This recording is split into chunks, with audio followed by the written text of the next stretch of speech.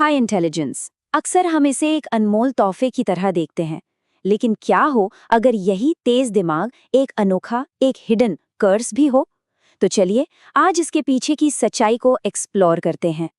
हम सब यही सोचते हैं, है ना, कि ज्यादा स्मार्ट होने का मतलब है आसान जिंदगी, बेहतर फैसले और ढेर सारी सक्सेस। लेकिन क्या रियलिटी हमेशा ऐसी ही होती है? जी हाँ, इस विश्लेषण में हम उन अनोखे स्ट्रगल्स पर गौर करेंगे जिन्हें अक्सर सिर्फ हाईली इंटेलिजेंट लोग ही महसूस करते हैं। ये एक ऐसी रियलिटी है जिसके बारे में ज्यादातर बात ही नहीं होती। तो चलिए इसमें थोड़ा डीप डाइव करते हैं। सोसाइटी को लगता है कि स्मार्ट लोगों की लाइफ सेट है, पर साइकोलॉजी रिसर्च एक बिल्कुल अलग कहानी बताती है कि ज्यादा इंटेलिजेंस अपने साथ कुछ खास सोशल और इमोशनल चुनौतियां भी लाती है। ओके, तो सबसे पहले बात करते हैं उन स्ट्रगल्स की जो तब आती हैं जब एक तेज दिमाग इस दुनिया से जुड़ने की कोशिश करता है। उस इंटरैक्शन में क्या क्या मुश्किलें आती हैं? सबसे पहली स्ट्रगल, और शायद सबसे कॉमन, दिमाग का कभी शांत न होना। एक हाईली इंटेलिजेंट माइंड हर छोटी बड़ी सिचुएशन के कई पॉसिबल आउटकम्स और एंगल्स देख सकता है। इस वजह से हर चीज, हर इमोशन बहुत गहराई से एनालाइज होता है।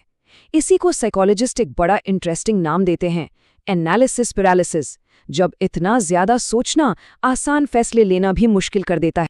दूसरी स्ट्रगल है सोशल कनेक्शन की। एक मन जो फिलॉसफी, साइंस या बड़े आइडियाज पर बात करना चाहता है, वो अक्सर ऐसी दुनिया से घिर जाता है जो मौसम या डेली गॉसिप पर अटकी रहती है। नतीजा, एक अजीब सा अकेलापन। भले ही चारों तरफ लोग हों, कनेक्शन फील ही नहीं होता। तीसरी स्ट्रगल है हाइपर अवेयरनेस। ऐसे पैटर्न्स, सोशल क्यूज और यहाँ तक कि नेगेटिविटी को भी नोटिस कर लेना जिन पर दूसरों का ध्यान आमतौर पर जाता ही नहीं। ये एक सुपर पावर जैसा लग सकता है ना? लेकिन सोचिए, लगातार इतनी इंफॉर्मेशन प्रोसेस करना आसान नहीं होता। It can be mentally draining. और चौथी स्ट्रगल, हमेशा सक्सेसफुल होने का प्रेशर। दूसरों की ऊंची उम्मीदें फेल होने का डर पैदा करती हैं और इम्पोस्टर सिंड्रोम को जन्म देती हैं। ये वो फीलिंग है जब लगता है यार मैं तो फ्रॉड हूं, बस किस्मत से यहां तक पहुंच गया, किसी दिन सबको पता चल जाएगा। तो ये तो हुई माइंड और सोसाइटी की बात, लेकिन इस दिमाग की तेजी का अंदर यानी इमोशंस और इंटरनल प्रेशर पर क्या असर पड़ता है? चलिए अब उसकी बात करते हैं। पांचवी स्ट्रगल, बहुत जल्दी बोर हो जाना। एक तेज दिमाग को हमेशा नए चैलेंजेस और स्टिमुलेशन की जरूरत होती है। जब काम रेपिटेटिव या रूटीन हो जाता है तो वो दिमाग स्विच ऑफ हो जाता है। बाहर से लोग कहते हैं ये तो आलसी है, लेकिन अंदर की कहानी बिल्कुल अलग है। ये आलस नहीं, ये आसान चीजों से दिमाग का बोर हो जाना है। छठी स्ट्रगल, और ये बहुत ही कॉमन है, परफेक्शनिज्म का जाल। अपने लिए इतने ऊंचे स्टैंडर्ड सेट कर लेना कि उन्हें पूरा करना लगभग नामुमकिन हो। दिमाग में एक ही बात चलती है, परफेक्ट से कम मतलब फेलियर। और साइकोलॉजी में इसके लिए एक टर्म भी है, मैलअडैप्टिव परफेक्शनिज्म। इसका सिंपल सा मतलब है कि अगर कोई चीज 100% परफेक्ट नहीं है तो वो जीरो है, एक कंप्लीट फेलियर। और इसका एंड रिजल्ट, बर्नआउट, फ्रस्ट्रेशन और कुछ नहीं। सातवीं स्ट्रगल है हर चीज पर सवाल उठाना। चीजों को जैसा है वैसा एक्सेप्ट ना करना, बल्कि उनकी जड़ तक जाना। अथॉरिटी, ट्रेडिशंस, यहाँ तक कि अपने ही विचारों को चैलेंज करना। ये क्यूरियोसिटी तो है जो नई चीजें बनाती हैं, लेकिन इसका एक साइड इफेक्ट भी है। ये उन लोगों से दूरी बना देती है जो स्टेटस को पसंद करते हैं।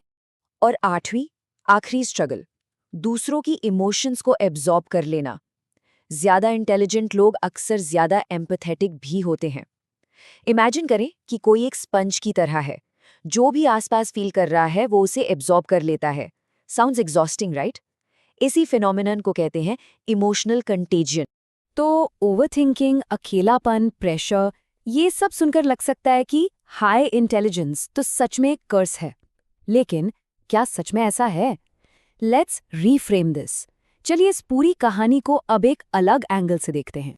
हाँ, ये सच है कि दुनिया को इतनी गहराई से समझना, इतनी चीजें नोटिस करना, अकेलेपन का एहसास दिला सकता है।